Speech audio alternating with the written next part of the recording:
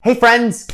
During the pandemic, so many actors have been taking this time to revamp all of their materials, and that includes resumes. I can't tell you the number of resumes that I've been reviewing from my clients in the last couple of months. I have been noticing that there are consistently the same types of mistakes that I see actors making on their resume, and today I want to help you avoid those mistakes. So here are the top 5 mistakes that I see actors making on their resumes and how you can avoid them. But first, I need coffee.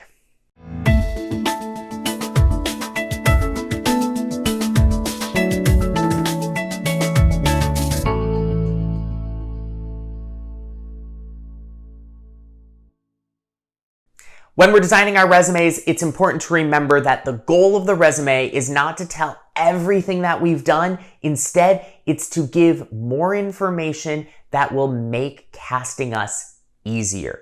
The first mistake that I see a lot of actors make is that they put too much information on their resume. We've all heard that once you graduate from high school, you should start taking high school credits off. And once you've graduated from college, you should take college credits off. That's not what I'm talking about here.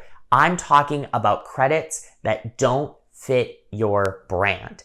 Oftentimes, actors get scared to take credits off of their resume because they're worried that that might be the one thing that one casting director needed to know to cast me in this role, and then that role could be my big break, and then that could lead to my Tony, which could lead to being cast in a feature film. Then I could become the most famous actor of all time.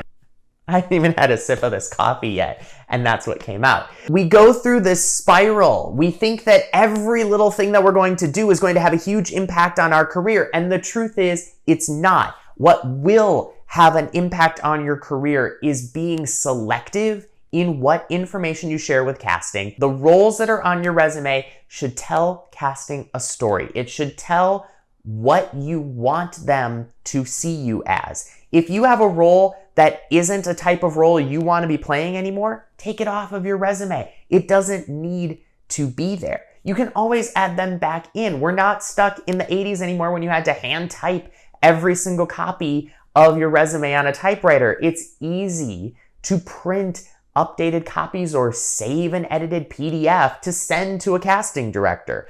Edit your resume as needed and make sure that it's telling the story you want in the room. Another mistake that I see a lot of actors make is they put information on their resume that's not helpful. What do I mean by this? Putting awards on your resume that don't do us any good. Just because you've won the best actor in your local community theater doesn't mean that that's telling us anything about what you're capable of now. Another example of this would be putting productions on your resume that we don't know what they are. Listing a character from a show that we've never heard of. Maybe it was a new work, or maybe it was a 24-hour project or some other devised content that we didn't see or that we haven't heard of the playwright or we haven't heard of the director, isn't really going to help us know where to cast you. This might be one of those times to sit down and ask yourself, what is it about this production that I want casting to know? And then figure out how you share that information. Maybe that's on your website, maybe that's an Instagram post, whatever it is. That might not be something that actually ends up on your resume. Cutting out some of the things that aren't helpful can be a great way to really focus in and make sure that casting gets to know you exactly the way you want them to. Another area where I see actors struggle with their resumes is that they put special skills on their resume that either don't make sense or aren't really furthering their goals as a performer. One thing I would strongly suggest to every actor to do is to think about the market you are auditioning for. If you are building your resume for a TV film market, you're going to have a different set of special skills than you would if you are auditioning primarily for theater. If you are a performer that does both, you're going to want to have resumes formatted for both. Some special skills that are great for TV and film do not work at all for theater. It's not a helpful special skill. Knowing what skills are actually useful to the casting team is a very, very important thing. Know your market and know what skills would actually be used by the production team. Little side note with this, I know we try to be clever with our special skills, and I've even said before that the final special skill that's on your resume should be something that allows you to stand out. What I mean by standing out is there's something that you can do that is unique, that is special to you. So this might be that you can do a particular impression of somebody. I have a client who does a spot-on Lin-Manuel Miranda impression. That's a really fun conversation piece to have in the room. Where I see actors get into trouble with this is that they will put things like makes a mean French toast. Okay, that's not helpful in casting. That's something that is a great branding thing that you could put onto your website. You know, you could list that in even in an email signature. Actor, director, French toast maker. That's cool. That's clever, that's fun. That doesn't go as a special skill on your resume because it's not going to help us cast you. Make sure that the information that goes on your resume allows us more information to know what we could do with you when casting our show. Mistake number 4 is my biggest pet peeve of all: bad resume formatting. In this day and age, with all the different word processing software that's out there, no actor has an excuse to have a resume that is formatted incorrectly. If you are struggling to get all of the columns of the different categories of your credits to line up, take the time and build a table, type your information into the table, and then make the lines invisible, and you've got a really nice formatted resume that's going to look really professional. The more time you put into the visual aesthetic of your resume, the more professional your resume will look.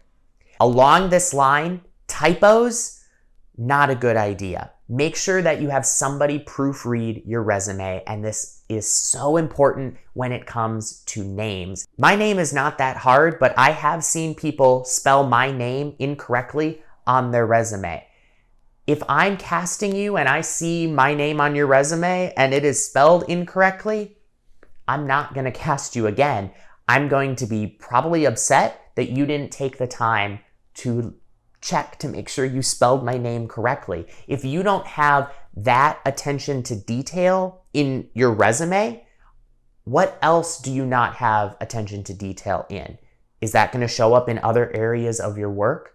Taking the time to do it right will save you a lot of headaches in the future.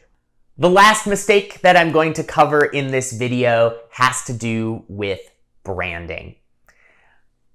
It seems like branding is definitely the buzzword here in 2020 for actors, and I completely understand why. Branding allows you to continue to tell the story of who you are even when you're not in the room.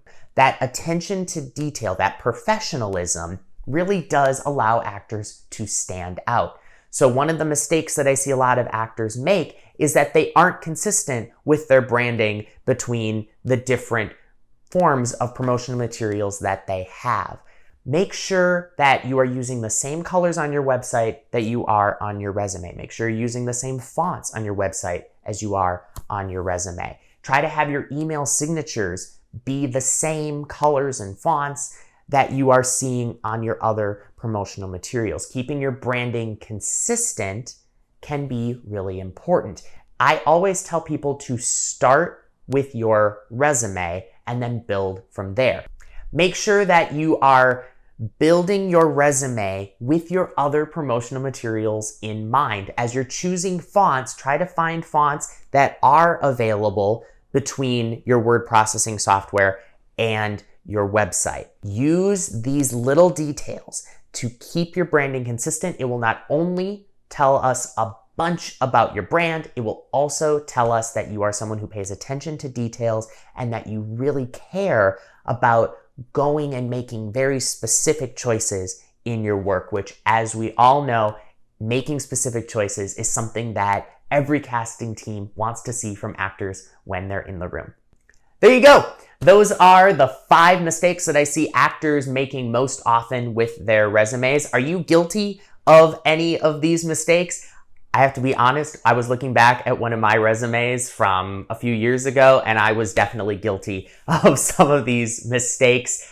Maybe in the future, I will share one of my old resumes so that you can see how guilty I was. If you're struggling to format your resume, I created a free resume template, which is available on our website. You don't have to sign up for anything. You can just click on it and download it, and it creates it's a template file that you can just type your information in and change the fonts and change the colors and make it work for you. If you would like help with your resume, feel free to reach out. I do have office hours, and you can sign up for those on our website.